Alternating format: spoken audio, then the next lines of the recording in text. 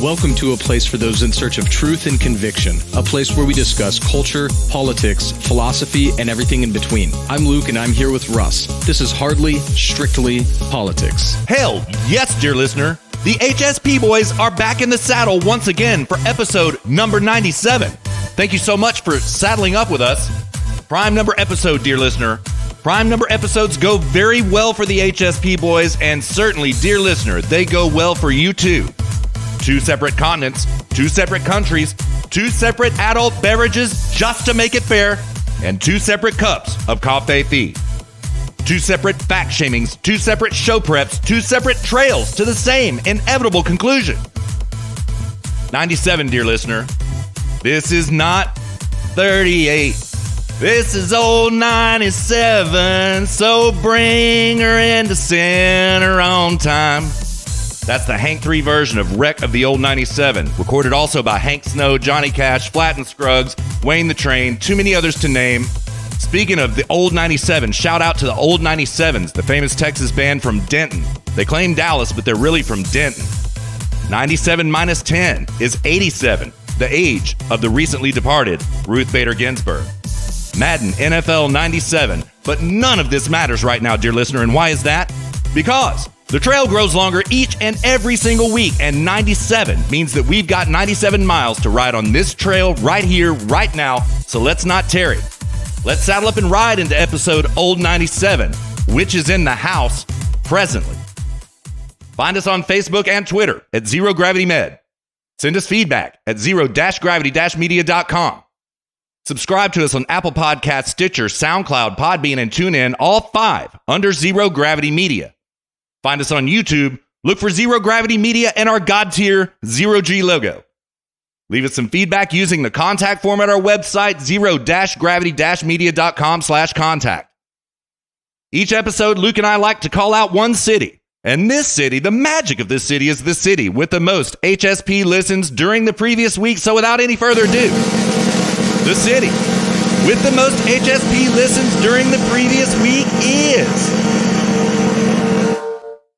once again, and as always, Mountain View, California, back at the front of this posse. Welcome back and many happy returns, Mountain View. Thank you so much. You have found the right one. Let's have some fun. We're going to gallop this week, dear listener. This is going to be a breakneck pace, so saddle up and get ready. Oh, boy, Luke.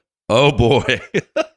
Dude, I woke up to the news about RGB this morning and was like, oh, my God. I mean, obviously, it's sad anytime somebody dies, Sure. But this is, I would say, more than anything else this year. You know, there's Corona and all this stuff. Lots of major things happened, but nothing sent shockwaves through the political landscape as did RGB's death. Yeah.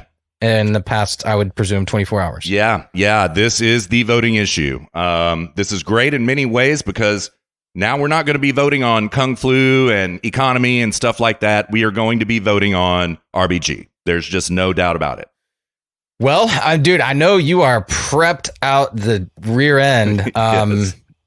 by your own admission. So let's just launch into it. All right. By the way, dear listener, this week might be a little bit of a shorter episode. I've got a personal engagement after this, which I must attend, and I have a hard stop. So this might be our shortest show ever coming in at under 1.5 hours. But I don't know. I got lots of vacation coming up. I have 6 weeks of vacation I need to use. So like I plan on being pretty productive during that time. And maybe we can make up for a couple of these missed weeks here and there in the next couple months. So Right on, man.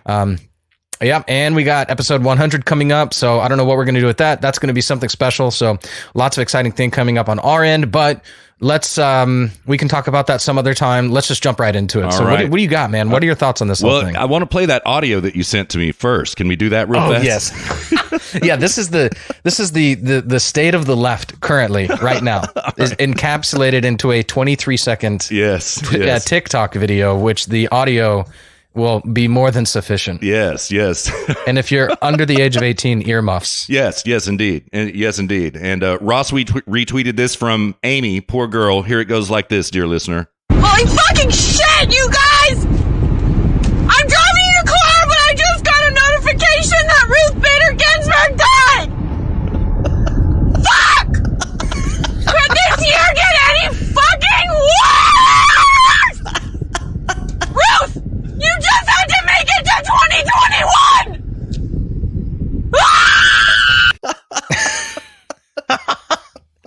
Oh my God, dude. I saw that and I just busted out laughing, dude. It reminds me of the scene at the end of Christmas Vacation when Clark's like, look around you, Ellen. We're at the threshold of hell.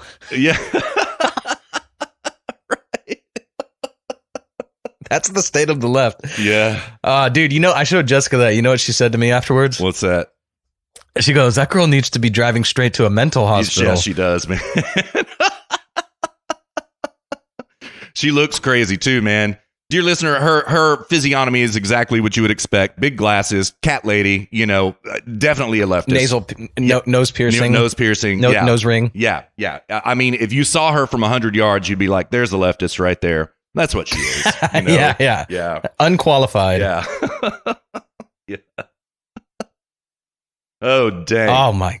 Yeah, dude. Yeah. Yeah. So they've become certifiably unhinged. Yes. So there's that. Yeah. Yeah. I've got a gateway piece. The left is not taking this well. They are lashing out at RBG for not retiring during the Obama years. This is a tweet from Nicole. Fuck you, Ruth Bader Ginsburg. Fuck you for not retiring under Obama. Fuck you for dying under Trump. Fuck you, fuck you, fuck you. Here's one from I already talked to President Biden. Ruth Bader Ginsburg replacement is going to be a Gen X or white nationalist. Fuck any of you who didn't vote for Hillary. Fuckity fuck. Rest in peace, RBG. Thank you for all you did to us. That's from Not So Subtle. Fuck. We are absolutely fucked. 2020 just got a whole lot worse. If you don't know who Ruth Bader Ginsburg is and the amazing things that she has done, please go learn about her. There's literally a boulder in my throat. That's from Skylar Jude Batterman. Fuck. You know Moscow Mitch isn't going to go with that whole let the people decide bullshit like 4 years ago. That's from Mike Tyson. Mike Tyson said that? No, Mike Tyson. Yeah, it sounds Tyson, like Mike Tyson. Yeah. Because I thought Mike Tyson was kind of like a little bit of a Trump supporter. Yeah, I would say he is. Yeah. I would say that he is. Anybody in the MMA community, in the boxing community, Trump has a storied history with them for hosting their events. Yeah. Including Dana White, the president, right. And one of the founders of the UFC, because they needed a place to go. And back when Trump owned some hotel in Vegas, they approached Trump, and Trump was like, "Yeah, sure, go for it," and formed this partnership with them. And this is not to go off on a tangent here, but this is why people are so vocal about Trump, because he's been a straight up honest dude for decades, 20, 30 years. He's been building up these endorsements for 30 years, 40 years. Absolutely. You know? Mm-hmm. So it shows a long track record. And this is when you know someone's a good person or not. Let's say you're looking for a good employee, you're looking for a track record of consistency over time. And Trump has demonstrated that by getting these endorsements from seemingly disparate people, athletes, boxers, fighters, other business people, and so on. Anyways, let's get back to Ruth Bader Ginsburg. Okay. All right. Yeah. But no, well said. You're absolutely right. Got a tweet here from Reza Aslan. He's the oh god, this is going to be good. Oh yeah. If they even try to replace RBG, we burn the entire fucking thing down, says Reza Aslan. Right. Aslan is currently being sued by 8 Covington students who are being represented by Robert Barnes. They're seeking $135,000 in damages from the disgraced former CNN host. The suit also names Anna Navarro, Senator Elizabeth Warren, Maggie Haberman, and Kathy Griffin.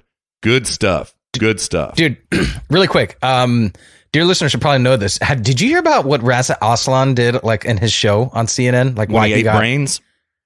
Yeah. Human brains. This piece talks about it. Yeah.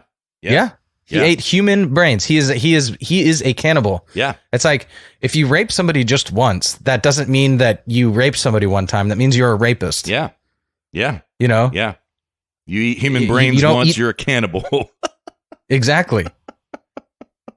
You know, if you kill one person, you're like, oh, I used to be a murderer, but that was just once. Yeah. You know? Yeah. Mm-hmm. Yeah. It's just once. There's a statute of limitations on murder. The statute of moral limitation. Moral statute of limitations. There it is. Oh, man. Yeah. So Some more facts on the Oh, ground. my mom. Go ahead, man. My Go mom's calling me right now. I guarantee she's calling me about RGB. Oh, yeah. Obviously, I can't answer. Yeah. Totally. Yeah, I guarantee you're right. I texted with my parents about it last night. It was shocking news. I was actually on the phone with John when it was announced, and we had quite. What was your initial reaction? Dread for the election. Literally, what did you say? Like when you were on the phone with John? I was just like, damn. You know what I mean? First of all, I was shocked. I don't know exactly why, because I should have read this in the tea leaves that it was happening, right? John was like, who benefits the most from this? And I'm like, the left does. And I've got a zero hedge piece to that effect that we may get to, maybe not. I believe that this is going to galvanize the electorate of the left in an unforeseen way, right? Like the Bernie bros are going to vote happily for Biden now, you know?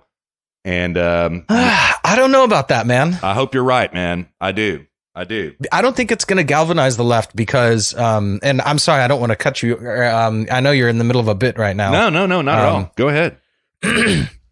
Yeah, I don't think, and perhaps this is me being irrationally optimistic, but I don't think that it's going to help the left, and here's why. Because this was already a pressing issue. Let's imagine the scenario in which she's still alive. Mm-hmm. Well, she's for sure going to be dead in the next term. Yeah. And this has always been a galvanizing issue for, yeah. You know, I saw the same people, the same Bernie bros going, you know, everyone else, all the normies on the left trying to tell the Bernie bros, guys, come on. This isn't about politics. This is about Supreme Court justices. I remember that in 2015, in 2016. You're right. Yeah. They're like, this isn't about president. Yeah. It was about Supreme Court justices. They've been going on about this they've been galvanized around this for 4 or 5 years. And had she not died now, then it would for sure still be a galvanizing issue. Because the second oldest Supreme Court justice is also, I believe he was a Clinton appointee, and he's 82. Yeah.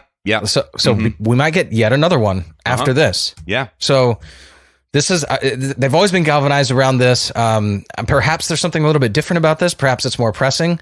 I think that's all the more reason why Trump, and we probably, I don't want to get ahead of ourselves because I want to get your take on this, but sure. This is all the more reason why Trump should get a new Supreme Court justice in there prior to the election.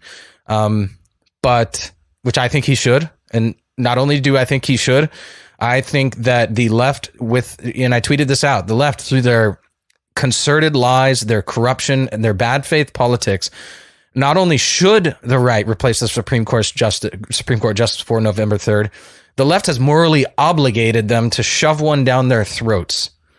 Yeah. I think that's what they should do. Yeah. That's my take. Yeah, you know, I'm with you, and I am doing a formal about face because when I was talking with John on the horn last night, I was like, the Republicans should not do this. That's bad faith politics, right? Well, then reading all the squid ink before I even went to bed last night, and even more of the squid ink in the press this morning, you know, Obama comes out with his statement that, you know, it's not practical and not really fair to appoint a Supreme Court justice in election year. Remember what happened to me with Merrick Garland? You know, what's good for the goose is good for the gander. And you know, I paraphrase. You know, but, yeah. You know, but you know, Obama's already come out hard line against replacement, right? And he was really shitty to the Republicans in his statement about it. Really shitty. I have his full statement here, and it's really interesting. He also said this. He said that the Republicans are duty bound to honor Ruth Bader Ginsburg's dying instructions, which were, quote, "My most fervent wish is that I will not be replaced until a new president is installed." Guess what, RBG? You're judiciary. This is an executive appointment. That is congressional or constitutional overstep. You even saying something like that, even on your deathbed, right?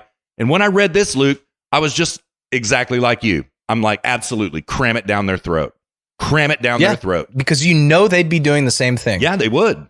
Yeah, they did with Merrick Garland. I mean, you know, they changed. They went with the Harry Reid's nuclear option. I've got a bunch of sources about this too, where they changed the rules for approval of a justice from the traditional 66 votes down to a simple majority of 51 because they held sway in the Senate. They had the majority in the Senate at that time. and they changed the rules in order to try to cram Merrick Garland through. Thank God the Republicans were basically able to filibuster their way out of it. That's the only thing that saved that appointment. You know what I mean? Yeah. So, yeah. Yeah, I mean, if I were Mitch McConnell or Trump or any of these people, and you know, you hear the left squawking about this, I would just say, don't worry about it. You guys are going to introduce a bill to bring in a bunch of new justices and water it all down anyways. Right. So it's not a big deal. Right. Yeah. Great point. I don't know what you're worried about. You know, I don't know what you're worried about. You're gonna try to water it down anyway later. So, you know. Yeah. Absolutely, man. Absolutely. And even then, like, look what they did to Kavanaugh. You know? Exactly. Is that good faith? Yes. Is that good faith politics? Exactly. Is that adhering to our political norms and our the mores of our political landscape? No, they tried to completely destroy an innocent man using lies and tried to prevent him from being nominated and appointed to the Supreme Court in when it was supposed to have been a proper process. They tried to destroy it when it wasn't in this circumstance. Yeah. So it doesn't matter. Yeah. They have no moral right to oppose this. Trump should just move forward, just do it, and just say, look, you guys were bitching and complaining and trying to block this and destroy a man's life when it wasn't under these circumstances. It's irrelevant. You, not us, you have made this whole don't do it before November 3rd conversation, you've rendered that meaningless and irrelevant. Yeah. Only based upon what you did to Kavanaugh, even if we're not speaking about the fact that they impeached Trump on empty and bogus charges and everything else that they've done. It's everything that they're saying is totally meaningless in this context. They're not even worth listening to. And you can see this because of how delusional everybody is. If they were really in the right and they knew they were really in the right, all these people would not be so delusional and frankly, like literally mentally unstable. That's what they've become. Yeah. Is mentally unstable. Well, and I knew it was going to happen, but man, they didn't even let her body get cold before they started coming out and making their demands. You know what I mean? Like just absolutely. Oh, totally. Can't even. Meanwhile, Go ahead. Sorry. Go ahead. I don't want to interrupt. Go ahead. They can't even hold it down for a day, right? Luke, it was literally within the hour that they were squawking. Obama made his statement, I would say within 3 hours after her death last night. Not his statement, his demands. He made his demands last night, So did Biden did too. The first thing that he said, I watched Biden's statement. Yeah. And his first statement, they had heard about it in flight on a plane. They landed, and then he made statements about it. And in his very first public statement ended with, "Oh, and by the way, the Republicans should uphold the agreement," and blah blah blah blah blah. It's like, dude, you can't just. They have no chill. Yeah. Yeah. None whatsoever. No class, nothing. Yeah. And, and meanwhile, the right is they're like, she was great. She was blah, blah, blah. Kayleigh McEnany came out and was like, she was saying that, they were like, and of course there's the questioner was like, of course there's an election coming up. Has Trump, thought about that or anything? And Kayleigh McEnany was like, our only concern right now is honoring Ruth Bader Ginsburg. We will deal with that later. And right now we just want to honor her as a Supreme Court justice. And that was basically it. Yeah. Yeah. It's like, dude, class act. These people, the leftists, this is, I don't see this, and I'm not saying this because I'm just saying this to argue with you. I just don't see this as being galvanizing for them. Anybody looking at this, who didn't already agree with them, this isn't going to convince them. This disgusting classless response to it all, This is not going to garner like the center left, maybe I'm sure some people will, because I've seen this on Facebook, how some people are like, oh my God, everybody, we need to get out and vote, blah, blah, blah. So yeah. I mean, I think both takes are correct, actually, now that I think about it. Yeah. I do too. And we're just going to have to see how it shakes out. I also think that it has large potential that is currently not being noted in the press to galvanize the right as well. Like everything is backfiring. Every leftist strategy is backfiring right now. if they push this one too hard, this might backfire too and really galvanize the right in this election. You know what I mean? Yeah. Look at the rallies, dude. I mean, the rallies are blowing up. Joe Biden can't get 15 people. You know, he's so terrified of the Kung flu. You know what I mean? And, you know, leaves his plane and waves to people who aren't there and all this kind of shit. You know, it's plays Despacito. Yeah, right. He did.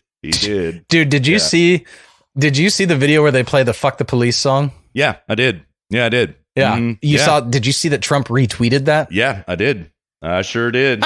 Yeah. And then Twitter suspended the account or something, and Trump retweeted it again. Yeah, I did. Yeah, dear listener, this is, I mean, we can very quickly tangent this because there's nothing really more to say beyond this, but what was it? The Hispanic association or something? Symposium. Yeah. In Florida, I guess is where it was. Yeah. Mm-hmm. Yeah. Mm-hmm. And Biden walks out and he's like, "This is all I have to say." And then holds up his cell phone and plays Despacito into the microphone. And he's like looking around with a smile on his face. It was the most cringy, pandering, frankly racist thing imaginable. I can't. I'm convinced, dude, he does not have a strategist. There's no team behind him. He's just, all of this is of his own mind. And the left, it's almost as if they're like, "Hey, let's save some money and just fire everybody. He's going to lose anyway," you know? Yeah, maybe. Yeah. But anyways, couple audio drops here real quick. Let's play about a minute of Biden's statement real fast, and then I'm going to play Trump's statement when he found out about it immediately after that. Here goes a minute of Biden. Here we go. Prepare yourself, dear listener. Her opinions and her dissent are going to continue to shape the basis for a law for a generation. And, tonight and in the coming days, we should focus on the loss of the justice and her enduring legacy. But there is no doubt, let me be clear. That the voters should pick the president, and the president should pick the justice for the Senate to consider. All right, there it is. Of course, wasted no time. Here's President Trump finishing the rally last night, dear listener, and the press summoned him over, and he just finds out about RBG. Here's this moment. Wow. I didn't know that. I just, you're telling me now for the first time. She led an amazing life. What else can you say? She was an amazing woman. Whether you agreed or not, she was an amazing woman who led an amazing life. I'm actually saddened to hear that. I am saddened to hear that. Thank you very much. Well done, Mr. President. That's how it's done, right there. So, yeah. Yep. So there is no doubt about it, Luke, exactly as you said. The right, certainly, Kayleigh McEnany and everybody are being much classier about this so far than is the left. No doubt about it. Let me be clear. There is no doubt, in the words of Joe Biden that we just heard. So, yeah. Yeah. Let me be clear, because it requires a concerted effort on my part. Indeed. That was the subtext of that statement. Yeah, exactly. So, but let me be clear. You can do this, Joe. You can do this. Yeah.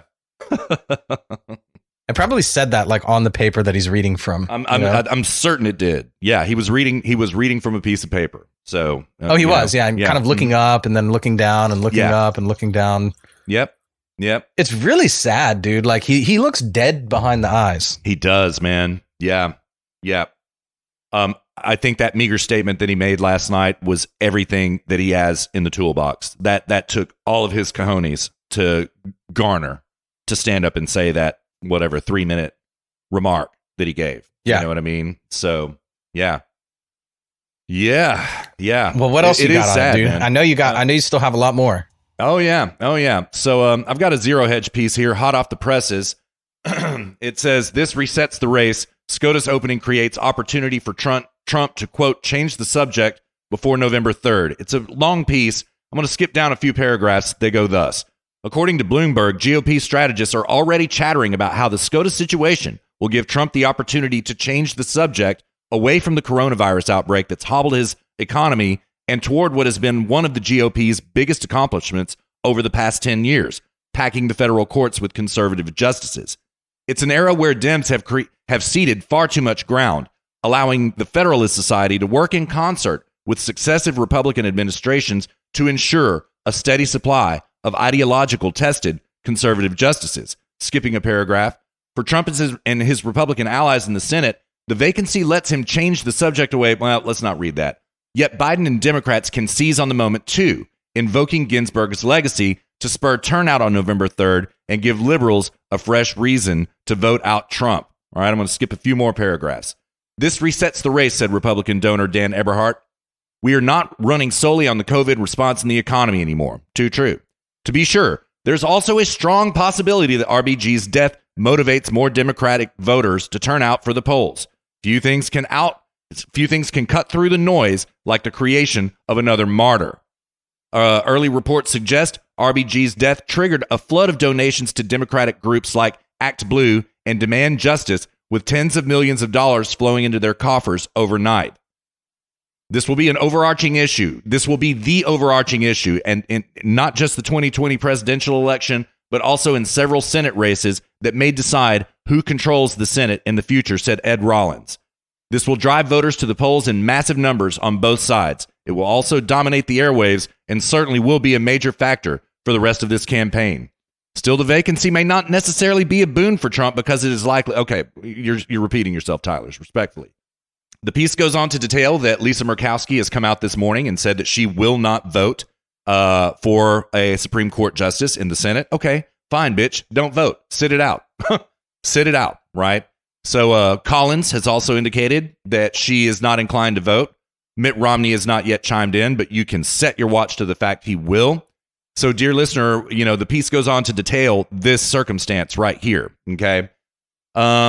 We've got a 53-47 majority in the Senate right now. If three sit out, Murkowski, Collins, and Romney, and if they even maybe vote against the nominee, okay, well, then we've got a 50-50 dead heat tie on the Supreme Court nomination. And in this case, Mike Pence will vote and break that tie. So it's looking pretty good, a little bit shaky, but pretty good. Murkowski is in hot water. She's up for election right now. She's down by 6 in the polls in Alaska. She's about to lose to a Democrat in a red state. That is a really shit-ass way to be for her, but that is the truth. So I don't know, maybe her electorate can convince her to vote for whoever Trump nominates, and maybe she can garner a little bit of support from her ailing electorate, So... interesting. I hadn't looked into that yet. So what this is saying is that if we were to go to a vote, it would most likely be 50-50 split, and then it would go to, of course, go to Pence, because right. People should realize that it's really 101 votes, Pence being the 101st. That's right. That's right. He is president of the Senate. So, yes. Yes, absolutely right. And, a couple of points to make about this, right? Dear listener, it cannot be overstated that the reason the left is squawking so hard about this is that they rule by court decision. They cannot pass their unpopular legislation through either chamber of commerce. Traditionally, even the left votes against things like the Green New Death, for example, right? They rule tyrannically through the courts by court decision. That's why they want control of the Supreme Court so desperately, right? Also, this also cannot be overstated. They really screwed themselves. And Cocaine Mitch told Harry Reid at the time, you may really regret this, going the nuclear option to approve Merrick Garland with a simple majority vote. You may regret this sooner than you even know, right? In other words, dear listener, the Democrats created this circumstance in which we can get a Supreme Court justice in by a vote of one simple majority, 51 votes, right? And I don't think there will be, even Lindsey Graham, I don't think that he would defect on the nomination of the Supreme Court justice. He said before, he said in 2016 that they should wait until after the presidential election. I think he was so, and I'm no fan of Lindsey Graham at all. but I think he was so disgusted by what happened to Brett Kavanaugh that he will fall in line with party. Outside of that, I don't see anybody going against the nomination. Anybody else in the Republican Party. What do you think about it, man? I would 100% agree. Yeah. I think that, and dear listener, Russ is definitely more red-pilled on this at the moment than I am, because it's just a matter of me being like, ahead several hours. And so I get news, and then it's like we have to record much sooner after, and I have a lot less time to look at stuff. But yeah, I would definitely agree with you on that. Right on. Of course, there's going to be a couple of cucks in the Senate that aren't going to vote, or, so yeah. I didn't know it was going to be that close. I didn't know it was going to come down to essentially the tie-breaking vote of Mike Pence, but the way you just explained it, I would agree. Yeah. And that, oh man, liberal heads will explode if it goes down like that. But, another interesting factoid from this Zero Hedge piece, dear listener, over the past 10 years, it's taken an average of 74 days to get a Supreme Court justice nominated, right? That is well past Election Day if we go the whole 74 days. And Democrats will do everything they can to stretch that out for as long as they can. It could even take months to get somebody approved. You know what I mean? It really could. That's what I was going to say, man. That was going to be one of my questions for you, which is, what can the left do to delay this? They can filibuster. They can, basically whoever the nominee is, which I'm thinking it's looking like Amy Barrett at the moment, most likely. That I was kind of drunk texting with Robert last night. He thinks it's probably going to be Amy Barrett as well. Just interrogate her. Based upon what information? She was really favored around the time of the Kavanaugh nomination. She was, right? I remember that. Yeah. And she was very popular among the Federalist Society kingmakers in this case, and within the Trump administration. So I would say that's where the winds are blowing right now, but it's anything can happen day. Who knows? What we do know is that 10 days ago, it was just 10 days ago that Trump updated his list of Supreme Court nominations. I am suspecting that this means that RBG has been ill for a while, that it was well known that she was not doing well at all. And that's why the left was so quick to the point. Obama had a pre-prepared statement about, his demands. A former president making demands of a current president. Dear listener, stop and think about it. That's cojones unprecedented. Of this man. Yeah, it's unreal, right? But you got to think what the left is doing. They knew that this was coming. Trump knew it was coming. The left knew it was coming. And the left already has their biggest gun in the form of Barack Hussein Obama coming out and commenting on this. Or not commenting, demanding. So I've got the list of nominees. We could go through it, but it would take too much time. It's a lot. It's a lot. There are about 30, 35, I would say now. It's a lot of people. We know that Ted Cruz was nominated, and I was really excited by that. But he came out on Maria Bartiromo Sunday Morning Futures last Sunday and said he appreciates the president's confidence, but he does not want to be a Supreme Court justice. Sad, really sad. He would be an awesome Supreme Court justice, but then you lose the Senate seat, and Yeah, and I'm Cruz 2020. I'm a Cruz missile come 2024. Are you? Right on, man. Yeah. I mean, it depends on who else is running, of course. Yeah. But I mean, maybe Rand Paul. Yeah, maybe. But as of right now, I would just simply assume, and I think Cruz made a public statement saying he doesn't want to. He would not accept the nomination. Yeah, he did. So so I'm fine with that. I'm Cruz missile 2024. Right on, man. Right on. So that was the first thing I thought when he said that on Maria. I was like, oh shit, he's going to run for president again. He doesn't want to, be Supreme Court justice because he wants to run again. And you know what? I'm great with that. It's looking like an exciting field of candidates, man. I think Rand Paul is a possibility in 2024. Tucker, possibility. Unfortunately, Nikki Haley will be there. Ted Cruz. I am also, I'm not predicting this, but dear listener, I would keep your eyes on Josh Hawley from Missouri and Tom Cotton from Arkansas in the presidential mix as well. Either of which would be fantastic. Can they win? I don't know. We'll have to see how things go, Yeah. Yeah.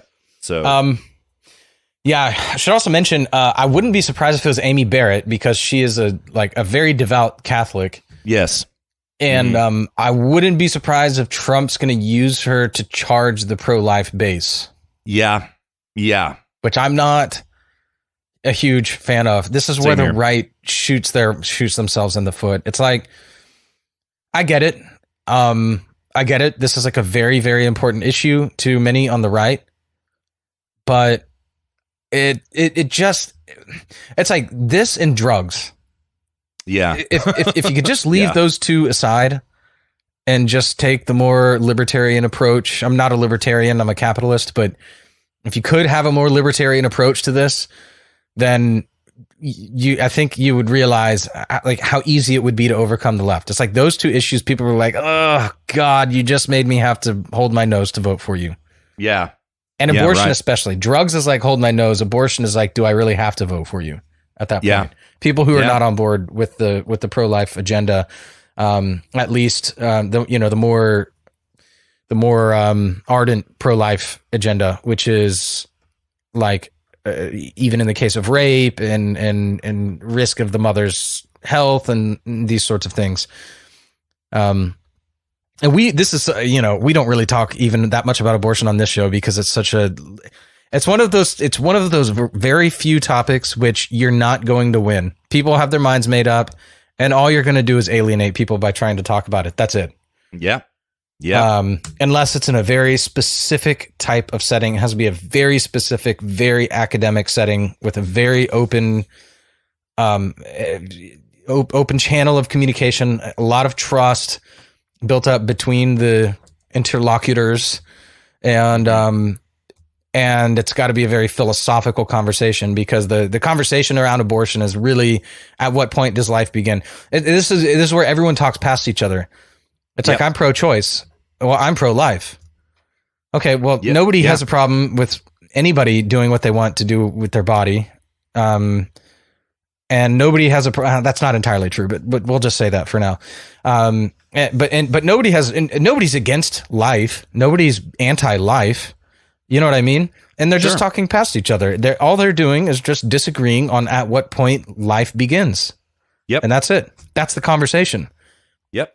So, in whatever the case, and that's not a conversation anybody wants to have. It's all Roe v. Wade and this and that, you know?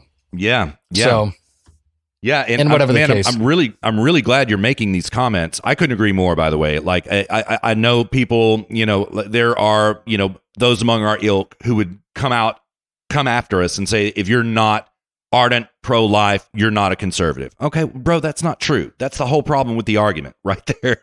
That's exactly the whole problem, But I'm glad that you're making these comments, because it is very contextual in the frame of Ruth Bader Ginsburg, right? Because she was instrumental in defending Roe versus Wade the entire time she was on the bench, right? This was her line item issue: anti-guns and women's right to choose. Those were her lines in the sand right there, So, yeah, if it's a pragmatic decision to charge the base by getting somebody like an ardent Catholic in there who's going to overturn Roe v. Wade to the best of their ability, or I should just say simply vote to overturn Roe v. Wade, you don't need to do that. The base is charged. Yeah, right. We're trying to grow the base. We're not trying to charge the base we have. We're trying to grow the base. The base is charged. If that's your reason for choosing a candidate, choose a candidate for the right reasons. If you really are that ardent pro-life, then choose her. But if you're doing it to charge the base for the upcoming election, that's the wrong reasons. Right. Right. It's very short-sighted, and I will say I'm not super familiar with Amy Barrett, right? She absolutely is pro-life. We know this for certain, right? But my understanding is that she's kind of squishy on other issues, right? So she could end up in this kind of, mix of Gorsuch, Roberts, Kavanaugh, and then Barrett, right? Where they, okay, who's going to ride clown car on this decision and vote with the left this week? We need two of us now to overturn this decision, so we need two of the four of us to ride clown car, yeah. So it concerns me. I would really like to see her vetted in the Senate. Seriously, I would really like to see her vetted in the Senate by both the left and the right, you know? Yeah. So, yeah. I like this right here. I've got an article here. It's from IndyStar, eu.indystar.com. Barrett's Catholicism and how it could affect her judicial opinions was the hot topic at her 2017 confirmation hearing. Quote, the dogma lives loudly within you, end quote. California Senator Dianne Feinstein said in a quote, the Barrett's, it's like, what is this, Star Wars? Yeah, right. You know? Right. Lord have mercy. Let the dogma flow through you. Oh, good Lord. Here's what she said about Roe v. Wade. In a speech Barrett gave at Notre Dame in the 40th anniversary of Roe v. Wade, she declared it, quote, very unlikely, end quote, the court will ever overturn Roe's core protection of abortion rights, according to coverage of her remarks in university publications. Quote, the fundamental element that the woman has a right to choose abortion will probably stand, end quote, the student newspaper The Observer quoted her saying. It goes on, quote, the controversy right now is about funding. It's a question of whether abortions will be publicly or privately funded, end quote. But she wrote in a 2013 Texas Law Review article that the public's response to controversial cases like Roe v. Wade, quote, reflects public rejection, end quote, of the idea that legal precedent, quote, can declare a permanent victor in a divisive constitutional struggle. Huh. So... during our hearing, Democrat senators tried to pin down Barrett on when Supreme Court should overturn past decisions. They noted that she wrote in 2013 Law Review article that she tends to agree with those who say that a justice's duty is to the Constitution and that it is thus more legitimate for her to enforce her best understanding of the Constitution rather than a precedent she thinks clearly in conflict with it, end quote. She did not include in that article Roe v. Wade as being on a hit list of, quote, super precedents cases that no justice would overrule, even if she disagrees with the interpretive premises from which the precedent proceeds. So actually, it seems like she's not really interested in overturning Roe v. Wade at all. That's the way I read it, or the way I hear it, rather. Yeah. Mm-hmm. That's really interesting. That's really, really interesting, man. She goes on to say, I think that the line that other nominees before the committee have drawn in refraining from comment about their agreement or disagreement with the merits or demerits of any Supreme Court precedent is a prudent one, she testified. What is that source again, may I ask? IndyStar, eu.indystar.com. So okay. I don't know. This could be a total BS, but I mean, they seem to be. I mean, they're quoting, they're providing legit. Direct quotes. Yeah. Mm-hmm. Sounds legit. So, yeah. So, anyways, yeah, I guess she's not that like hardcore pro-life. She seems like she's just a constitutionalist. Yeah. Yeah. So, well, I'm all about that. Yeah. That is interesting. It really is. Likewise. Yeah. You know who I would like to see, Russ? Who's that? I would like to see somebody with a history in voter fraud. That would be an interesting nominee going into the election. I could not agree more, because that is another reason why I think we need to get this nominee ramrodded through the Senate right now, because and I did a lot of show prep about this week. I don't know that we're going to have time to get to it, and it's unfortunate because I've really been looking into the ways in which the Democrats are trying to steal the election. Okay, dear listener, there are going to be so many cases that make their way to the Supreme Court that will have direct sway over who wins this election. I promise you, set your watch to it. There are over 200 lawsuits right now already. Many of these are going to get to the Supreme Court. Right now, we're in a 4-4 deadlock on the Supreme Court, and with Roberts, shit, who knows which way he's going to vote, man? Who knows? He is not a reliable vote for election integrity whatsoever, right? And I really think we need that tie-breaking vote to protect the election right now. And I could not agree more, man. I think that is the salient issue about this nominee. Somebody who has a proven track record in election fraud. I'm glad you said it, man. Couldn't agree more. Yeah. Well, do you want to take a quick break and then I don't even know. Do you have audio lined up? I do. I had to just throw Hail Mary. It's been a busy week, man. So I'm just going to play the Trump rally from last night. How's that sound? Does that work for you? Yeah, it sounds good, dude. All right. Yeah, 5-10 minutes. 5-10 minutes sounds great. It was a great rally. Happened in Minnesota last night. Dear listener, This is what the president was doing immediately before he walked to Air Force One when he found out about the death of Ruth Bader Ginsburg. So at this moment in time, when we listen to our president, he does not know about the passing of Ruth Bader Ginsburg. He does not know the defining event of the election yet. Context is really important, and consider that. View it through that lens. The president didn't know. Meanwhile, Luke and I are going to refresh beverages, sup up, take 5 or 10 minutes, enjoy the president, and Luke and I will be back at you before you know it.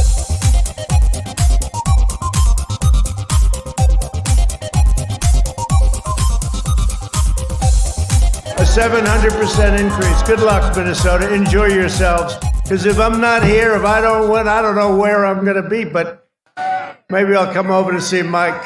I'll come and see Mike. Your state will be overrun and destroyed if Biden and the radical left win. That's what's going to happen. I've been watching it for years. They haven't treated you right. They have not treated Minnesota right.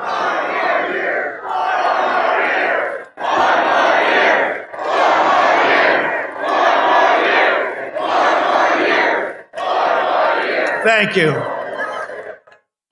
I'll tell you, these hangers are great. Remember this, it's a friendly protest. Please remember, this is not a rally. You're not allowed to have political rallies of any kind. You're not allowed to go to church. You're not allowed to do anything. The only thing you're allowed to do is run wild through the streets, burn down storefronts, blow up stores and kill people, because that's considered a protest, and that they allow you to have. You don't have to wear masks at protests. So I said, we can't have a rally. The most we can have is 10 people. But why don't we just go to protest? Because this is a protest.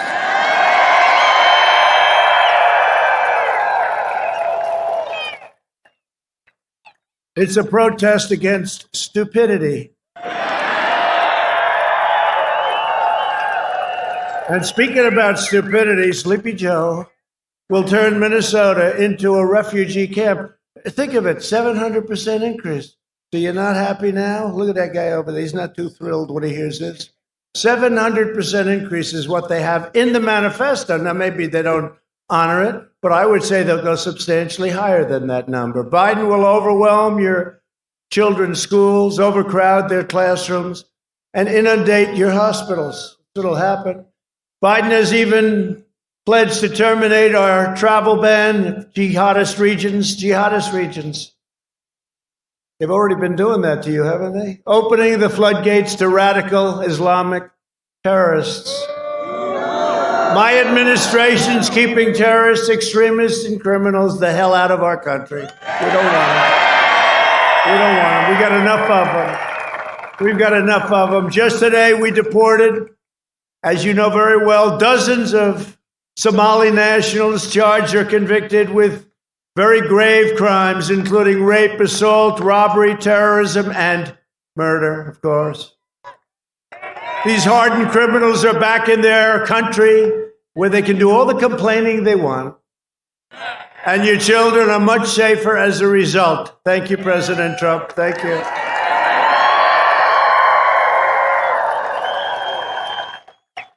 If it were up to Biden, and it's not, it's the people that surround him. They are seriously radical left Democrats, and they're very dangerous, and the offenders are very dangerous, and they'd be running all over your state only by voting for me. Are you going to save, and I hate to say this, I did it with your iron ore, I did it with some other things, and I'll do it for you again.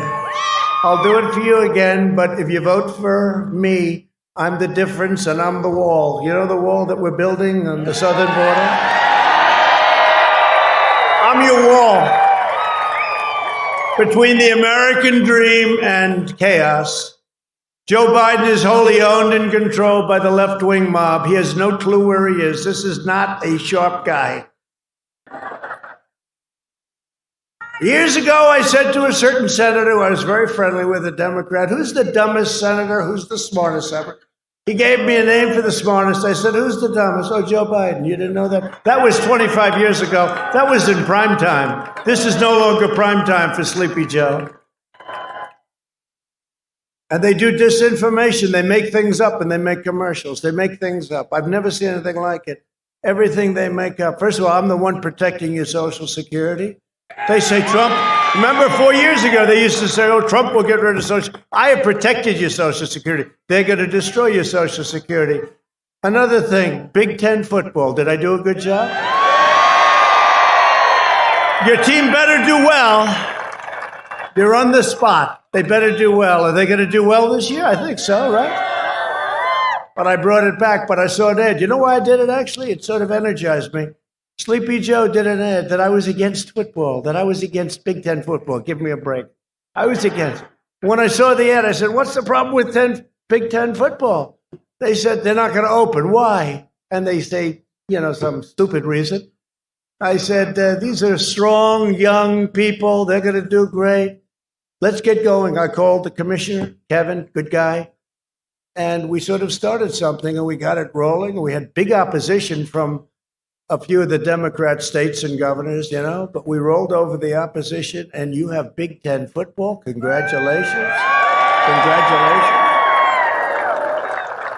When the far left rioters rampaged across Minneapolis and they rampaged across your state, how about your police department? Let's just run for your lives. And it's not their fault. They were told to do that. You have a good police department. You have good police, but they're not allowed to do their job.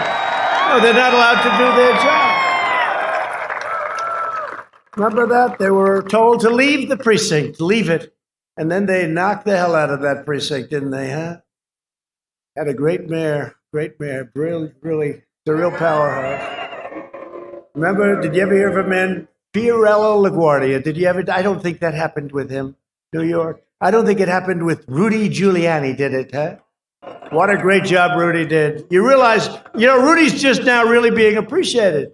People forgot how good he was as a mayor.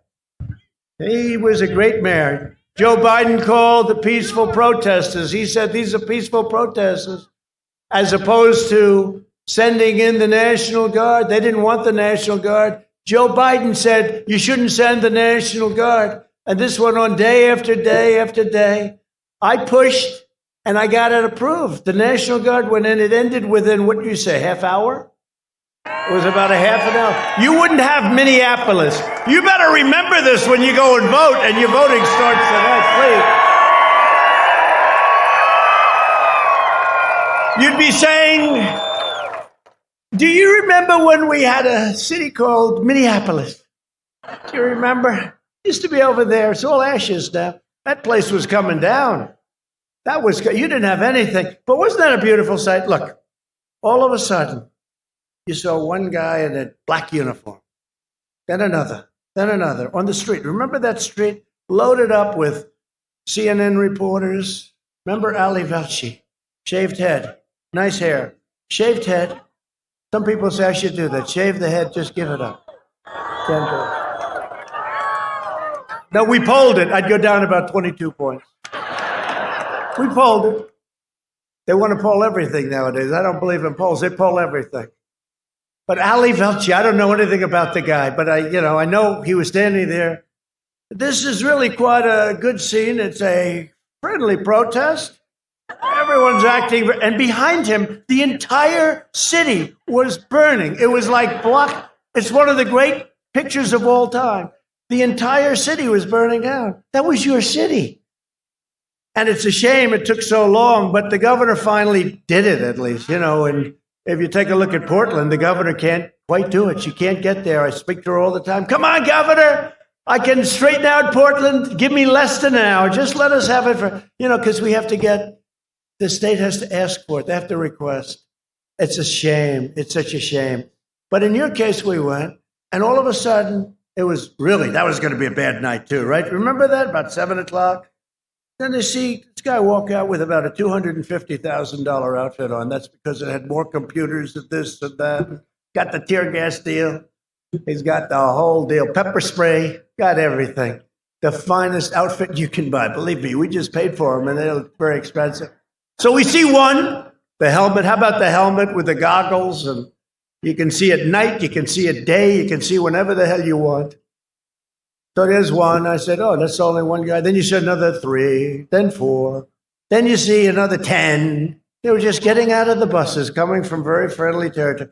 And then you have a line, and they were very tight together. There was no social distancing at all, which we're going to have to speak to them about that. No, they were touching. It's true, they were touching, right? So you had the first line, then you had a second line, then you had a third line, then you had a... And then they said, march. I remember this guy, Welchie, he got hit on the knee with a canister of tear gas, and he went down. He didn't. He was down. My knee. Nobody cared. These guys didn't care. They moved him aside. And they just walked right through. It was the most beautiful thing. No, because after we take all that crap, for weeks and weeks, they would take this crap, and then you finally see men get up there and go right through. Wasn't it really a beautiful sight? It's called law and order. Law and order. Portland would be easier because it's more confined. We just go bing, that would be it. But so they had 4 or 5 lines. Then they had lines of different, everybody did the same thing. Did they ever even move one step back? I don't think so, right? It was just a slow walk right forward. Then they just started walking faster. Put a lot of guys in jail, Tom, right? Put a lot of guys, great congressman, by the way. Put a lot of guys in jail. Great, not good, great. They put a lot of guys in jail that night, Tom, and that was the end of it. I don't think you had any problem after that. If you had any flare-ups, we'll send them in again. But that's all you do. These are Democrat-run disasters. Look at Chicago. Look at Portland. Look at you with Minneapolis. These are disasters. By the way, are they still trying to get rid of your police force in Minneapolis? That's what I heard. See, they never learn.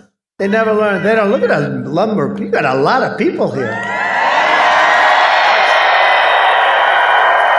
Welcome back to HSP episode number 97. Before we go on, dear listener, don't forget to follow us on Facebook, Twitter, at Zero Gravity Med. You can find us on YouTube. Just search Zero Gravity Media and look for our logo. You can find us on iTunes, Stitcher, SoundCloud, Podbean, TuneIn. I think that's all 5 under Zero Gravity Media. Yeah, dude, I watched some of the Wisconsin Trump rally, dude. I'm so happy that we're doing Trump rallies again, man. Yep. I love Trump rallies. They're comfy. Oh, I am too, man. I know. I do too, man. They are comfy. And I really like it too. And this is really good for a number of things, right? Because these rallies, they're going to use the argument that it's spreading Kung flu. We will find out in the future that they are not spreading Kung flu. So this will kind of dismantle the whole Kung flu narrative, right? That's great, right? But that was how Trump won in 2016, was these rallies. And now that he's back guns blazing again with all these rallies, that bodes very well for the president, because you can see it and the left sees it and it scares the shit out of them looking at these rallies, dude. Yeah. Because they have nothing compared to this. Yeah. Pilling indeed. Yeah, very pilling. Very pilling. Yeah. It's going to start getting colder here in Germany here soon. And so I'll be able to sit out by my barbecue pit, which keeps me warm, and listen to my Trump rallies and watch them. Yeah. Wrap up in a Snuggie. Exactly. Get my Snuggie out. I even have it set up so I don't even need to stand up to turn whatever it is that's on the grill. I can just grab my tongs and open it and... Nice. Yeah, dude, it's a pretty sweet setup that I have. And it's like our patio is like surrounded by three-story buildings. It's literally like, oh God, dude, I was about to say in meters. It's like, I think in metric now. Yeah. It's like probably like 15 yards by 5 yards. Oh, comfy, man. Yeah. Yeah. And like my car blocks the wind. The other 3 walls block the wind. And I just have my barbecue pit out there. It's covered. So I can even sit out there and barbecue when it's snowing. It's fantastic. Nice, man. Yeah. So fantastic. Yeah, I can barbecue when it's like 10 degrees outside. It's great. Yeah. Takes a little longer. Yeah. Jessica gets a little frustrated sometimes when it's like 10 degrees and I'm out there for 2 hours trying to cook a steak. Yeah. Yeah, I can see that. Well, what else we got on the docket? Is that all about RGB or do we have more? I think that's probably, I don't think that it's possible. Like I said, there's so much squid ink out there. I don't think it's possible to really have any hot takes about it. I think we brought pretty much the hottest takes that are possible. We did bring up some things that nobody else has talked about so far. So yeah, I think we did all right on it. So yeah, I don't know. Unless you've got anything else about it, I really don't have anything else to say about it. What do you think? Yeah, I think we can move on. All right, because more is going to come out. We should say this. Trump tweeted like an hour or two ago about this. Did you see it? No, I didn't. Dude, he's full steam ahead on the nominee. Yeah. All right. He tweeted. I think it was like 2 hours ago. He was like, we've been put in a position of power and importance, such that the people are depending on us to do one of our most important functions, which is determine Supreme Court nominee. And then he goes, without delay, exclamation point. All right. And Mitch McConnell's on board, saying that he'll bring it to the floor. So it's like, dear listener, I would expect days. You're gonna hear a nominee. Yep, I would too. I would even go. My bet is on Monday. This coming Monday, we're gonna. Wouldn't surprise me, man. Yeah, wouldn't surprise me. I mean, the left has already, slaughtered the sacred cow, with politicizing it. Mm-hmm. What they should have done has been reverent and not said anything, and then forced Trump to have to be the one to politicize it. But no, they can't help themselves. They politicized it literally within hours. Actually, no, less than that. They politicized it immediately. Yeah. Upon finding out, they politicized it, yep. Which gives Trump the option. Okay, great, cool. I can go ahead and move forward. We don't have to waste time. Well, and I don't have to be the bad guy. Right, exactly. And frankly, that's exactly what changed my mind. I was like, okay, let's, exercise some restraint here and be, good civic-minded, political people. And then they started doing this immediately. And I was like, okay, then fine. If it's going to be a food fight, let it be a food fight. There we go. Yeah, I mean, they in my mind have lost all credibility. They are not. Again, we've talked about this. It was a long time ago. I think it was like 40 episodes ago or something. But we discussed the fact that if you're in a game and your opponent is not abiding by the rules of the game, then the rules of the game as such don't apply to either of you, right? Necessarily, and they're the cause of that, not you. So you throwing the rules of the game out and not playing by the rules is not your fault. They necessitated you to have to do that, and the same applies here. They impeached Trump on some bogus bullshit, threw a bunch of people in jail on process crimes, lied to the press lying on their behalf. It was the past 4 years has been a concerted demonstration of corruption, dishonesty, lying, everything our forefathers did not want. And we are morally obligated to respond in kind. Yep. Absolutely, man. Couldn't say it any better. So now I'm not saying that we should be lying to the people and all this sort of stuff, but who cares about them? Lie to the left, Yeah. Faint, yeah. Make some feints, Yeah. Feint them into throwing a punch, ducking, and then jawing them. Yeah. Who cares? Yeah. Yeah, I couldn't agree more, man. All the rules are out the window with them. So, yeah. I need to wait till November 3rd. Okay, as if you're going to win anyways, but no, we're not even going to bother. Yeah. Yeah, absolutely. I love how this is like a Hail Mary, which hinges on a Hail Mary. Yeah. Right. It's like the Hail Mary is wait till November 3rd, which hinges on a Hail Mary that even matters. Yeah. Yeah. Yeah, exactly. Well, man, I know that we're back-ended, so, you transitioned perfectly into what I've done the bulk of my show prep about this week. But unfortunately, we can't do justice, dear listener, because we're a little bit back-ended on time right now. I'm going to call out 4 pieces that are absolute must-read pieces, okay? One is from the Gatestone Institute. It is called How to Steal an Election, okay? How to Steal an Election at the Gatestone Institute. One of these pieces is on Revolver, and it is called Meet Norm Eisen, the legal hatchet man and central operative in the color revolution against President Trump. Okay? That's in Revolver. Okay? Treason and the Unz Review. This piece is written by Mike Whitney, great writer. Unz Review, Treason, and Stop the Coup on the American Mind. These 4 pieces precisely detail exactly how it is that the left is trying to steal this election. Okay? And Luke and I have already described it in great detail, These pieces really put a brand new frame around it that will absolutely blow your mind, dear listener. We are in the middle of an active coup right now. They are trying to start a color revolution here in the United States, the same way that we've practiced in Eastern Europe, the same way we did in Venezuela, right? Where essentially you don't attack a country externally, you attack it from within, okay?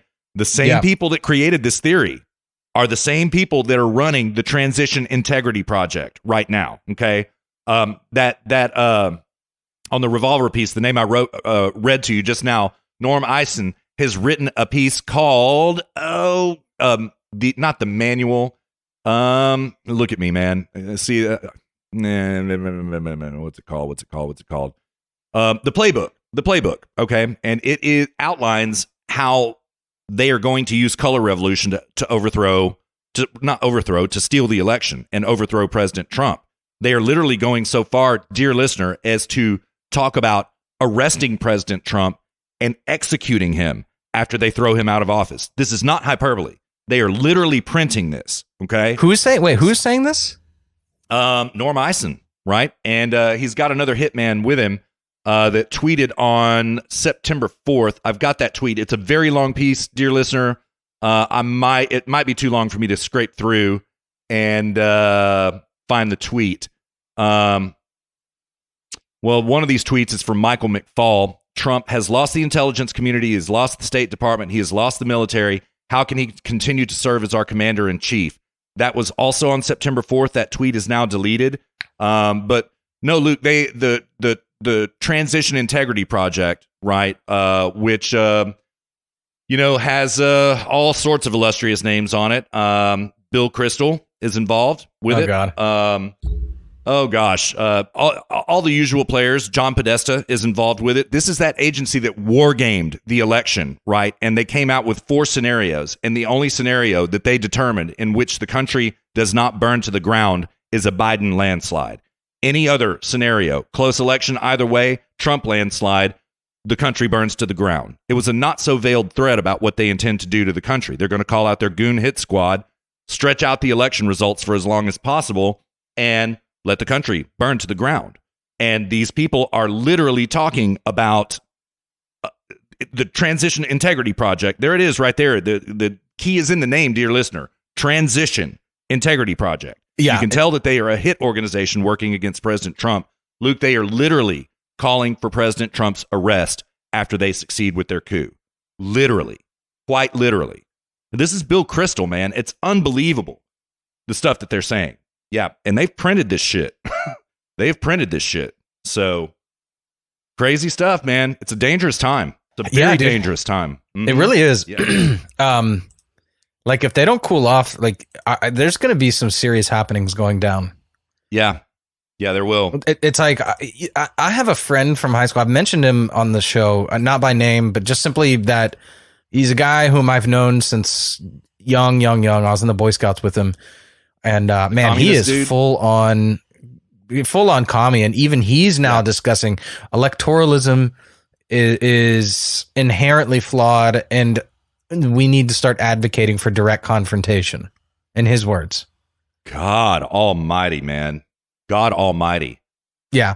Well, this is what the Transition Integrity Project is gunning for. Exactly this, riling up people, commies like your friend. You know.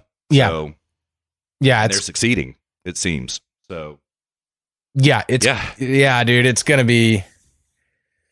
If Trump gets reelected, if they replace RGB and Trump gets reelected, I think that you're gonna start seeing people, the Nancy Pelosi's, the Joe Bidens, you're gonna start seeing them step aside and just disappear slowly into the darkness, and I think you're gonna start seeing commies emerge. Yeah. I would expect full-on riots, armed conflict in Trump's second term. Yeah. Yep. I'm right there with you, man. And, I hate to make predictions because they're always wrong, but the way things are right now, I think Trump wins in a landslide. Absolute domination. I've heard discouraging words about down ballot votes, but I think that RBG changes everything. This could galvanize down ballot votes. Everything changes after RBG, right? None of the rest of this shit matters anymore. It really doesn't, So we'll just see how it goes, but but does it though? Because everybody knew that she was not going to make it through Trump's second term. Right. What I'm saying is I think it galvanizes the Republican vote down ballot. Because I understand. I understand. Okay. Yeah. Okay. I was confused. Yeah. Yep. And, we've got these Trump rallies coming out. Trump's going to start campaigning for, representatives, senators, this type of thing, just like he did in 2018. He has a pretty good record when he does that. I think things at the moment look pretty good. So, yeah, it really just depends on if they are successful in stealing the election. Yeah, I think that's all it boils down to. Can they successfully steal the election? Yeah. They certainly did well in 2018, man. They stole Kyrsten Sinema stole that Senate seat in Arizona, man. Absolute larceny, And in the words of Lou Dobbs, looks like they stole that one fair and square. That's hilarious. Yeah.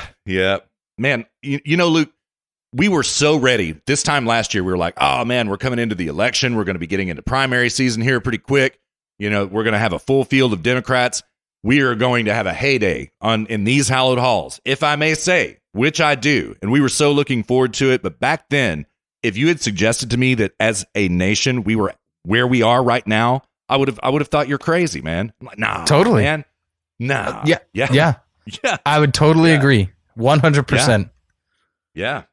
The whole world, Really, it is. Yeah, it is. But here's the thing: China's all back to normal now. I've got a guy that I work with. He's married to a Chinese national, and I asked him how her family's doing back in China. He's like, "Oh, everything's back to normal. Kids are going to school. It's all normal now." Wow. So, which leads me to my next question: did you hear about this? I don't not leaker, but the girl, the lady who came out, she was a doctor, came out and she provided proof that it was invented in a factory. In China. Dr. Li Mingyan. Yeah, she was on Tucker this week. I have her audio. I've got a lot of show prep about it. Yeah, and I read her paper, and I really, it's out of my league. It really is. But reading it logically, I don't know all of these mutations and genetic sequences and all of that. Her case is very compelling, to the point that I would say she's right. It is 100% proof that it was bioengineered. Yeah. Mm-hmm. Yeah, it's very, I mean, I believe her at this point.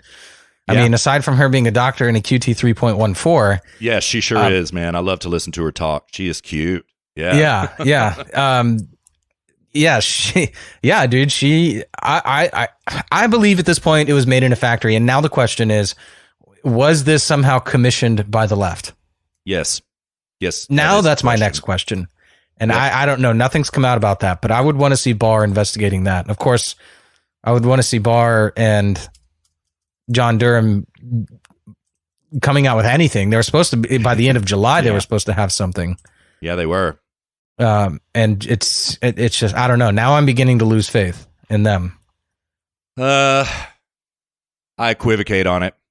Some days I feel good. Some days I don't feel so great, so yeah. That also changes in the context of RBG's death, because the left is going to cry political foul if they do anything now, you know what I mean? Because they are desperate to regain control of that Supreme Court seat, desperate. Oh yeah, totally. Because this makes Supreme Court now, it goes from 5-4 to 6-3. Yeah, that's right. Absolutely. I mean, it's a kind of a shaky 4-4.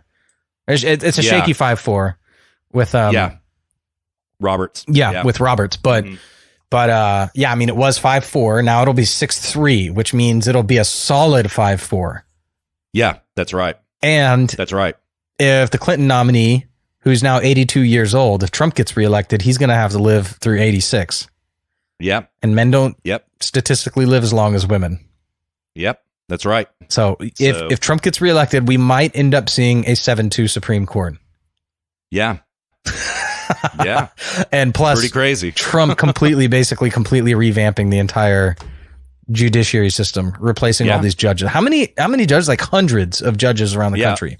Like 170 something. Yeah. I thought it was even more than that. I think it may be. I'll have to look into that. I'll get back to you about that, dear listener, about what the exact number is. But I mean, Luke, he's even kind of flipped the Ninth Circuit Court red.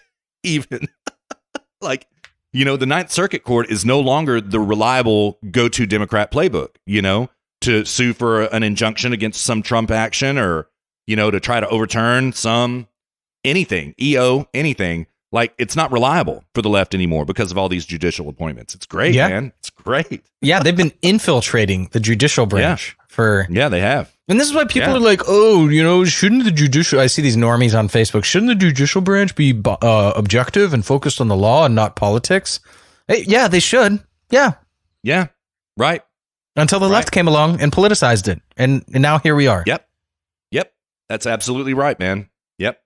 Yep. Throw out the rules, man. I could not agree more. The rules no longer apply. They haven't been playing fair for, honestly, 40 years. But, since Obama was elected, it's just been absolutely egregious for the last 12. Oh, yeah. They've just been with no shame. Yeah, absolutely. Well, I'm going to, I've got to go here in 20 minutes, and I'd like to get my audio sent to you before I send this. I've got one noteworthy thing, dear listener. Adam Schiff, Jerry Nadler, a few other Democrats wrote a letter to Michael Horowitz yesterday demanding that William Barr and John Durham be investigated for running a political hit job. We will keep our eye on this and see where this goes. We'll see if Horowitz plays ball with them. I would say that's possible that they'll do that just in time. They called for a, quote, emergency investigation. So they're shitting right now. And that was even immediately pre-RBG, which is interesting. And now their fervor will certainly increase. So yeah. And that's about all I got, man. All right, dude. Well, I'm gonna dear listener, the reason I have to go is we're my mother-in-law, all the festivities and in Europe there's like street festival. I mean, not just Europe, but generally speaking, there's like street festivals and stuff. All that was canceled all summer. And so as a result, my mother-in-law cooked this super nice meal this evening, and I've got to be over there in 20 minutes, and I want to edit my audio so Russ can produce the show, and hopefully I can post it tonight. Russ, I'd probably be down to talk later on tonight. Yeah, sure, man. Yeah. But yeah, I'm around. To send us out, I'm going to send you a screenshot. All right. So if you want to describe it and then describe it to dear listener. All right. And then we'll take a drink. All right. All right.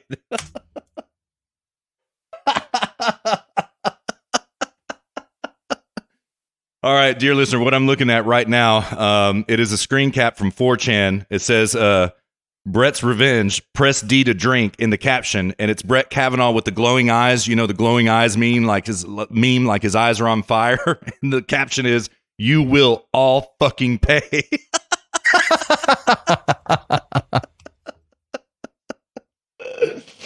Indeed. D. I'm pressing D right now. D. All right. Way to go, 4. That's pretty good. Yeah, dude, they've been on fire today. Yeah. Yep. Brett's Revenge.